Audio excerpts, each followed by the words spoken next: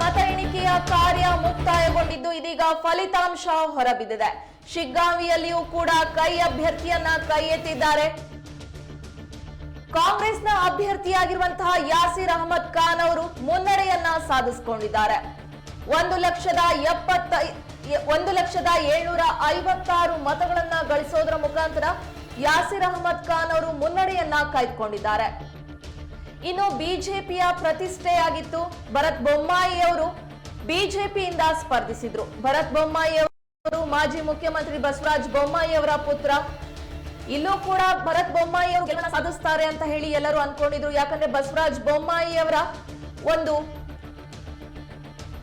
ಚುನಾವಣೆಯ ಪ್ರಚಾರದ ಅಬ್ಬರ ಆಗಿತ್ತು. ಹಾಗಾಗಿ ಬಸವರಾಜ ಬೊಮ್ಮಾಯಿ ಅವರ ಪುತ್ರ ಭರತ್ ಬೊಮ್ಮಾಯಿ ಶಿಗ್ಗಾಂವಿಯಲ್ಲಿ ಗೆಲ್ತಾರೆ ಅಂತ ಹೇಳಿ ಅನ್ಕೊಂಡಿದ್ರು. ಆದ್ರೆ ಭರತ್ ಬೊಮ್ಮಾಯಿಯ ವಿರುದ್ಧ ಸ್ಪರ್ಧಿಸಿದಂತಹ ಕಾಂಗ್ರೆಸ್ ಅಭ್ಯರ್ಥಿ ಯಾಸೀರ್ ಅಹಮದ್ ಖಾನ್ ಅವರು 13,448 ಮತಗಳ ಮುನ್ನಡೆಯಿಂದ ಗೆಲುವನ್ನ ಸಾಧಿಸಿದ್ದಾರೆ. ಭರತ್ ಬೊಮ್ಮಾಯಿಯ ಒಂದು ಪ್ರಚಾರ ಕಾರ್ಯದಲ್ಲಿ ಬಿಜೆಪಿಯ ಬಹುತೇಕ ಎಲ್ಲಾ ಅಧ್ಯಕ್ಷರು, ಎಲ್ಲಾ ರಾಜಕೀಯ ಮುಖಂಡರು ಕೂಡ ಭಾಗವಹಿಸಿ ಭರತ್ ಬೊಮ್ಮಾಯಿಯ ಪ್ರಚಾರದಲ್ಲಿ ಭಾಗವಹಿಸಿದ್ರು. ಬಿಜೆಪಿಯನ್ನ ಗೆಲ್ಲಿಸುವಂತೆ ಕೋರಿದ್ರು.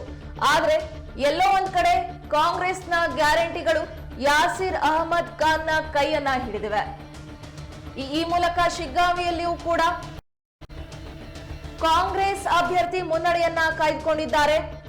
ಪಠಾಣ್ ಯಾಸೀರ್ ಅಹಮದ್ ಖಾನ್ ಅವರು 1,756 ಮತಗಳನ್ನ ಗಳಿಸಿದ್ದಾರೆ. ಈ ಮೂಲಕ ಮುನ್ನಡೆಯನ್ನ ಕಾಯ್ದುಕೊಂಡು ಗೆಲುವನ್ನ ಸಾಧಿಸಿದ್ದಾರೆ. ಇನ್ನು ಭರತ್ ಬೊಮ್ಮಾಯಿ ಅವರು 13,448 ಮತಗಳ ಅಂತರದಿಂದ ಹಿನ್ನಡೆಯನ್ನ ಕಾಯ್ದುಕೊಂಡಿದ್ದಾರೆ.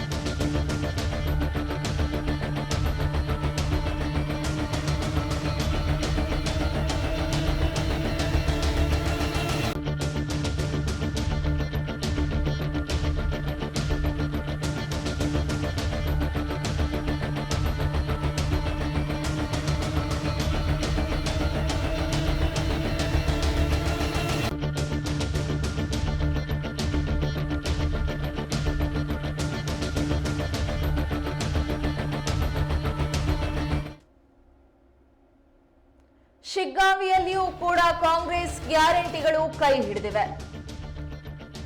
ಕಾಂಗ್ರೆಸ್ ಅಭ್ಯರ್ಥಿ ಪಠಾಣ್ ಯಾಸೀರ್ ಅಹಮದ್ ಖಾನ್ ಅವರು 1,756 ಮತಗಳನ್ನ ಗಳಿಸಿ ಮುನ್ನಡೆಯನ್ನ ಕಾಯ್ದುಕೊಂಡು ಗೆಲುವನ್ನ ಸಾಧಿಸಿದ್ದಾರೆ. ಇನ್ನು ಶಿಗ್ಗಾಂವಿಯೂ ಕೂಡ ಬಿಜೆಪಿಗೆ ಪ್ರತಿಷ್ಠಿತ ಒಂದು ಕ್ಷೇತ್ರವಾಗಿತ್ತು. ಶಿಗ್ಗಾಂವಿಯ ಬಿಜೆಪಿಯಿಂದ ಮಾಜಿ ಮುಖ್ಯಮಂತ್ರಿ ಬಸವರಾಜ ಬೊಮ್ಮಾಯಿ ಅವರ ಪುತ್ರ ಭರತ್ ಬೊಮ್ಮಾಯಿ ಅವರನ್ನ ಕಣಕ್ಕಿಳಿಸಲಾಗಿತ್ತು. ಬಹುತೇಕವಾಗಿ ಗೆಲುವು ಖಚಿತ ಅಂತ ಹೇಳಿ ಕೂಡ ಬಿಜೆಪಿಯವರು ಘೋಷಣೆಯನ್ನ ಮಾಡಿದ್ರು. ಆದ್ರೆ ಭರತ್ ಬೊಮ್ಮಾಯಿ ಅವರು 13,448 ಮತಗಳ ಅಂತರದಿಂದ ಹಿನ್ನಡೆ ಕಾಯ್ದುಕೊಂಡು ಶಿಗ್ಗಾಂವಿ ಕ್ಷೇತ್ರದಿಂದ ಸೋಲನುಂಡಿದ್ದಾರೆ. ಪಠಾಣ್ ಯಾಸೀರ್ ಅಹಮದ್ ಖಾನ್ ಅವರು ಮುನ್ನಡೆ ಕಾಯ್ದುಕೊಂಡು ಗೆಲುವನ್ನ ಸಾಧಿಸಿದ್ದಾರೆ. ಪ್ರತಿಯೊಂದು ಪಕ್ಷದಲ್ಲೂ ಕೂಡ ನೀವು ನೋಡಬಹುದು, ಉಪಚುನಾವಣೆ ಪ್ರಾರಂಭವಾದಾಗಿನಿಂದಲೂ ಕೂಡ, ದಿನಾಂಕ ಘೋಷಣೆಯಾದಾಗಿಂದಲೂ ಕೂಡ ಕಾಂಗ್ರೆಸ್ ತನ್ನ ಅಭ್ಯರ್ಥಿಗಳನ್ನ ಘೋಷಣೆ ಮಾಡಿರಲಿಲ್ಲ. ಬಿಜೆಪಿಯಿಂದ ಮೈತ್ರಿ ಪಕ್ಷದಿಂದ ಯಾರನ್ನ ಕಣಕ್ಕಿಳಿಸ್ತಾರೆ ಅಂತ ಹೇಳಿ ನೋಡಿಕೊಂಡು ಆ ನಂತರದಲ್ಲಿ ಕಾಂಗ್ರೆಸ್ ಪಕ್ಷ ತನ್ನ ಅಭ್ಯರ್ಥಿಗಳನ್ನ ಘೋಷಣೆ ಮಾಡಿತ್ತು. ರಾಜಕೀಯದ ಒಂದು ಚಾಕಚಕ್ಷಣತೆಯನ್ನ ಕಾಂಗ್ರೆಸ್ ಇಲ್ಲಿ ತೋರಿಸಿದೆ. ಬಿಜೆಪಿಯಿಂದ ಯಾವ ಅಭ್ಯರ್ಥಿಯನ್ನ ಕಣಕ್ಕಿಳಿಸ್ತಾರೆ ಅಂತ ಹೇಳಿ ನೋಡಿಕೊಂಡು ಆ ನಂತರದಲ್ಲಿ ಕಾಂಗ್ರೆಸ್ ಪಕ್ಷ ತನ್ನ ಅಭ್ಯರ್ಥಿಗಳನ್ನ ಘೋಷಣೆ ಮಾಡಿತ್ತು.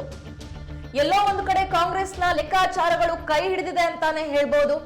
ಶಿಗ್ಗಾಂವಿಯಲ್ಲೂ ಕೂಡ ಪಠಾಣ್ ಯಾಸಿರ್ ಅಹಮದ್ ಖಾನ್ ಅವರು ಕಾಂಗ್ರೆಸ್ನಿಂದ ಮುನ್ನಡೆಯನ್ನ ಕಾಯ್ದುಕೊಂಡು ಗೆಲುವನ್ನ ಸಾಧಿಸಿದ್ದಾರೆ.